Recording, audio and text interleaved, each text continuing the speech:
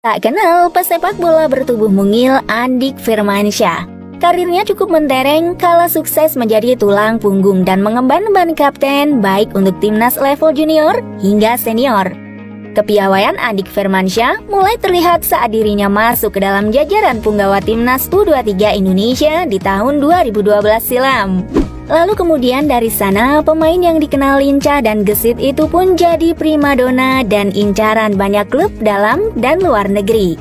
Bagaimana nasib dan perjalanan Andik Firmansyah saat ini? Apalagi diketahui sosoknya saat ini sangat jarang disorot kamera seiring dengan performa dan staminanya yang kian berkurang. Ditambah lagi, Andik Firmansyah bukanlah sosok favorit bagi pelatih Sintayong untuk mengisi line up timnas Indonesia. Kontrak Sintayong mendukangi timnas Indonesia masih tergolong cukup lama. Apakah pilihan pensiun bagi Andik Firmansyah adalah langkah yang tepat? Mari kita kupas perjalanan karir seorang Andik Firmansyah dari awal karir hingga sekarang. Namun sebelum ke videonya, yuk klik subscribe-nya dan nyalakan notifikasinya. Masa kecil.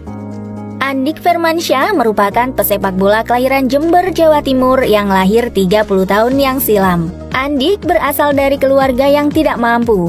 Ayahnya bernama Saman dan ibunya Cumaya. Sehingga untuk membantu perekonomian keluarga, Andik sejak kecil sudah terbiasa berjualan es di sekitaran Stadion Tambak Sari. Setiap saat melihat tim Persebaya berlaga, membuat kecintaan Andik Firmansyah kepada sepak bola semakin besar. Di bangku kelas 5 sekolah dasar, berawal dari hobi bermain sepak bola, Andik kemudian berkesempatan untuk membela salah satu klub kecil di kota kelahirannya, Dwi Kora. Prestasi dan bakatnya di tim Dwi Kora, Andik Firmansyah kemudian lolos seleksi masuk ke dalam skuad Persebaya U18. Bersama tim Persebaya ini, Andik dan kawan-kawan berhasil menjuarai kompetisi Liga Remaja Regional Jawa Timur 2007. Bisa dikatakan, di mana Andik berada, dia selalu menoreh prestasi bagi tim yang dibelanya. Karir senior. Di usianya yang belum genap 20 tahun, nama Andik sudah mulai dibicarakan seantero negeri. Kemudian, pelatih sekaliber Rahmat Darmawan memanggilnya untuk masuk ke dalam skuad inti Timnas Indonesia U23 yang akan mengarungi SEA Games tahun 2011. Disinilah skill dan bakat Andik Firmansyah diperkenalkan kepada seluruh publik tanah air. Semua orang takjub dengan kecepatan serta visi misinya di atas lapangan hijau.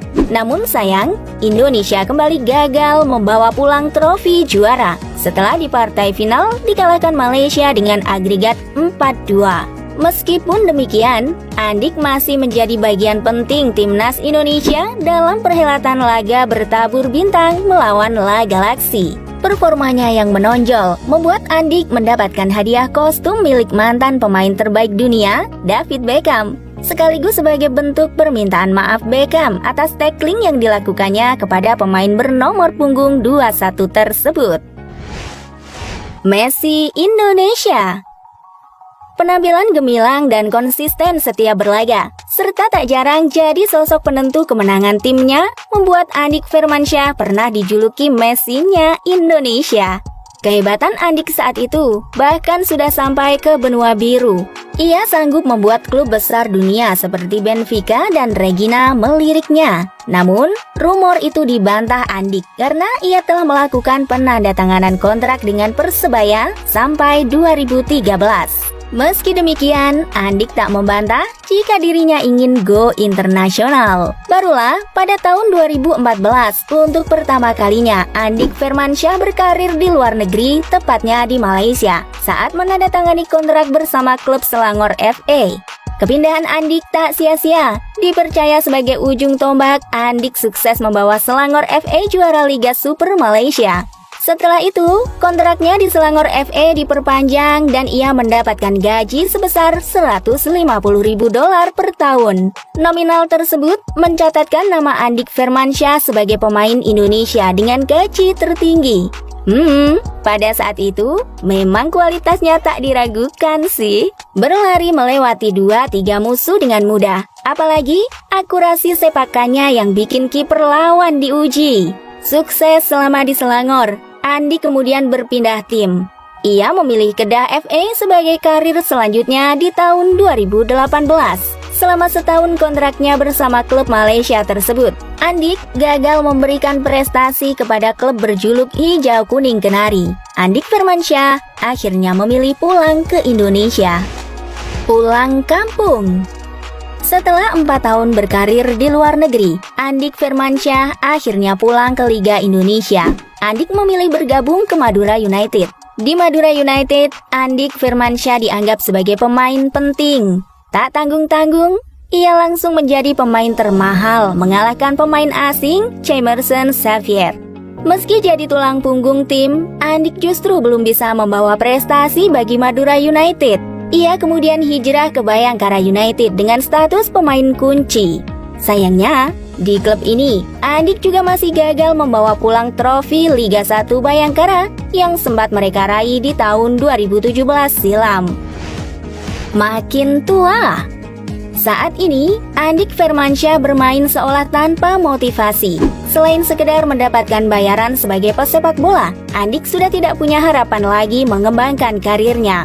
Apalagi, usianya sudah menginjak kepala 3. Usia yang dianggap cukup rawan bagi seorang atlet lapangan hijau.